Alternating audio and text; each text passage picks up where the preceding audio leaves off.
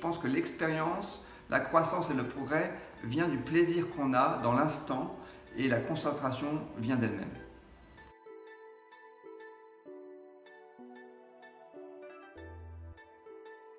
Fabrice Rossignol, je suis vétérinaire équin, diplômé du Collège européen de chirurgie équine et j'exerce ma passion et mon activité donc, à la clinique de Grosbois en région parisienne. J'ai une activité essentiellement chirurgicale, bien qu'au début de ma carrière, j'ai été vétérinaire praticien, essentiellement en orthopédie et en médecine sportive. Actuellement, je pratique uniquement une activité chirurgicale ici à la clinique de Grosbois et également en Europe, Allemagne, Suède et Angleterre où je vais opérer essentiellement des problèmes de gorge et de la chirurgie d'ostéosynthèse. J'ai également une activité de recherche qui me passionne en ORL et en ostéosynthèse par l'intermédiaire du groupe AO en Suisse.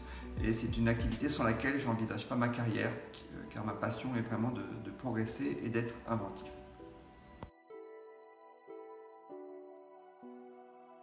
Pas vraiment. En fait, il n'y a pas vraiment eu de choix initial.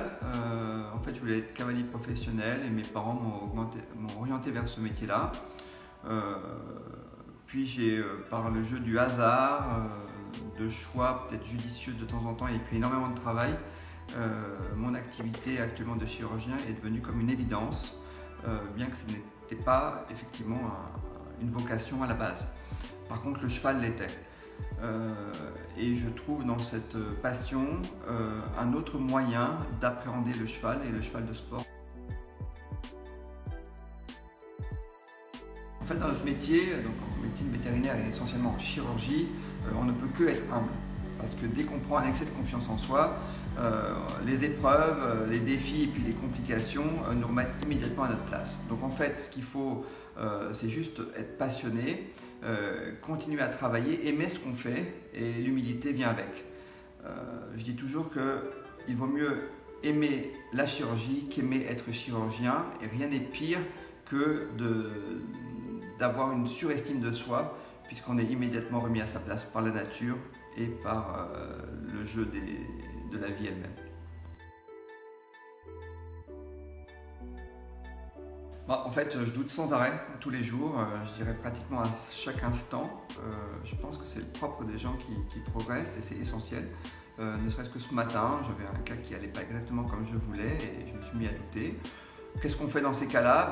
On en parle surtout, on discute avec son équipe, on doit avoir une bonne équipe. L'équipe en chirurgie, en médecine est essentielle, donc on discute, on partage, que ce soit avec ses collègues, ses résidents, les vétérinaires associés ou même les infirmiers ou infirmières.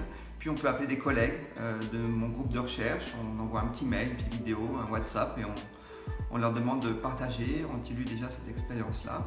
Le but n'est pas de se rassurer, mais d'analyser, d'essayer de voir ce qu'on peut faire dans l'instant pour gérer son problème et surtout de progresser, d'en tirer des conclusions.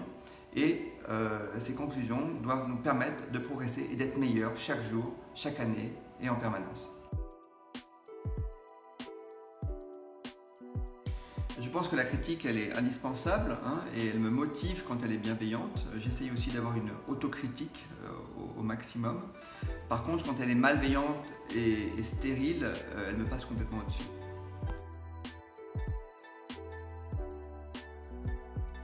Je dirais l'absence d'éthique, l'ignorance et le mensonge, comme dans la vie d'ailleurs.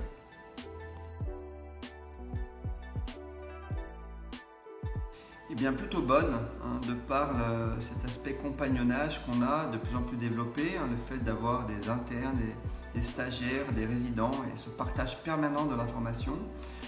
Évidemment par internet, on a un accès à l'information bien meilleur, un partage aussi bien meilleur et enfin par tous les groupes de travail comme l'AO, comme les différents rassemblements d'experts qui permettent les workshops, les formations qui permettent de partager son information. Donc oui, plutôt bonne.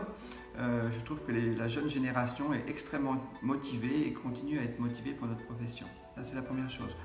Par contre, il y a une petite partie infime, heureusement, des vétérinaires qui qui m'angoisse un peu, qui est ces gens qui dérivent un petit peu et qui sont grisés par leur succès auprès de leurs propriétaires et qui recherchent un succès coûte que coûte et rapide. Je trouve que c'est un peu dangereux parce que c'est un succès qui est assez futile, assez superficiel. Il est dangereux d'être jugé par ses propriétaires et par ses entraîneurs. Je pense que donc l'éducation et le partage en équipe, le partage avec des confrères est quelque chose de bien plus solide et générateur de plus de bonheur, contrairement donc à cet aspect superficiel de satisfaction immédiate auprès de ses propriétaires qui peut amener à beaucoup de désillusions et de déceptions.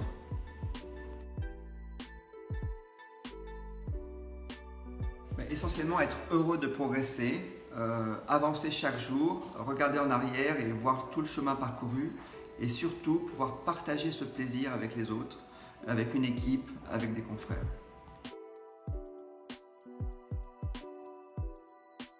Oui, je pense que c'est essentiel, c'est même le propre des professions médicales. C'est quelque chose de très épanouissant puisque ça décuple le succès. Pour moi, rien n'est plus agréable de voir un de mes résidents opérer mieux que moi. C'est la meilleure des récompenses.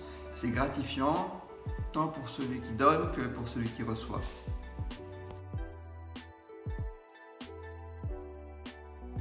Regardez, observez, travaillez et osez.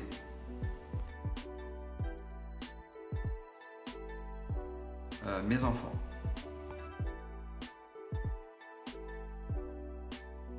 Et pour continuer à éduquer, à partager, à transmettre mon savoir et ma passion, tout en continuant à apprendre des autres et à apprendre de moi-même.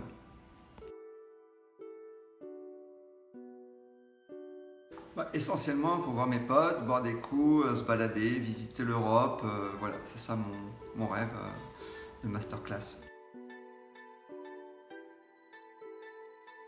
C'est quand même beau un cheval.